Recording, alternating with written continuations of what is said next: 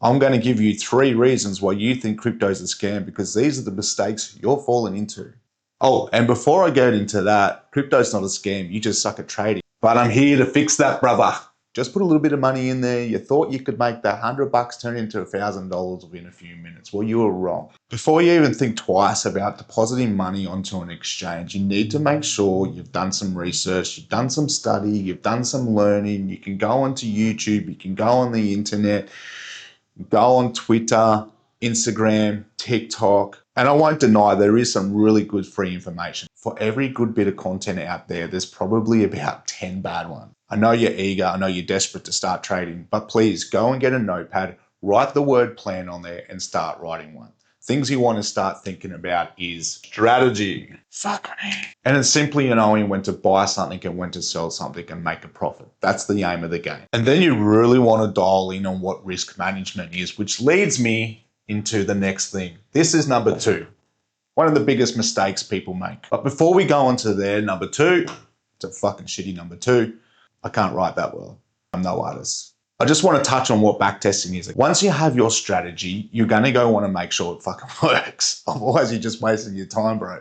So create an account with TradingView. If you don't know what TradingView is, Google it, find out. And you're going to want to backtest your strategy and forward test your strategy. These are things that you can all learn in our course, by the way. Number 2, risk management. Now, this is the most common mistake people make, especially when learning how to trade. We have leverage trading at the fingertips of our hand. It's very easy to get onto an exchange where you can start doing this type of trading. And it's where people really drop the ball before they even start, because they just get really risky, greedy, revenge trade, which I'll talk more about in a minute. But ideally, what you want to be doing, every trade you do is risking 1% of your total trading account. Now, that can increase over time, but as you are learning, you want to be risking at most 1%. I would even look at maybe taking 0.25% just to really dial in your strategy when you first start learning how to trade. You can also start with a really small account so you're not risking a lot of money, because all it takes is a slip of your fat finger and you put in the wrong numbers and then you are fucked. Risk management sucks. It's not sexy. Everyone avoids this talk.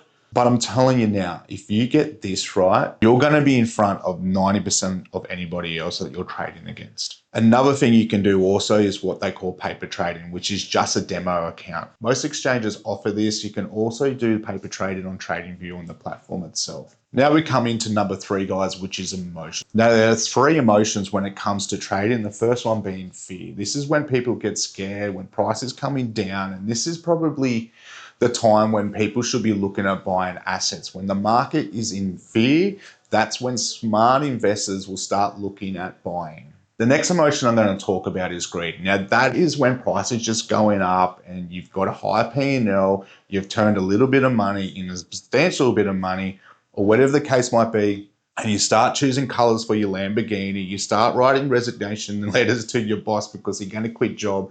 Now, this is when smart money starts selling, because the retail come into the market and that is their exit liquidity. That's where that enough money is coming in so the big players can sell to and then put the top. Whether or not that's the cycle top or the local top, doesn't matter. This applies on all time frames.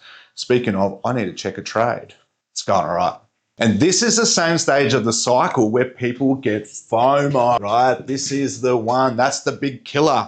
That's the one you do not want to get sucked in. When you just see green candle after green candle, hey, I've got a little bit of spring in my step right now. I think it's from looking at that trade. Anyway, this is what you do not want to fall in the trap of. And I'll remind people in our community over and over and over again, do not fall for this. Wait for a clear setup before you enter, because usually at this stage, let's just pretend this is the Bitcoin chart where we are right now, to be honest, and we're up here, all-time highs, and it's just green candle, green candle, green candle. That is where you do not want to be taking an entry from. Now, if you want to learn more about any of this, make sure you hit that subscribe button. There's a link down in the description as well. That will take you to my strategy. And if you like the video, there's an opportunity for you to book a call with our team.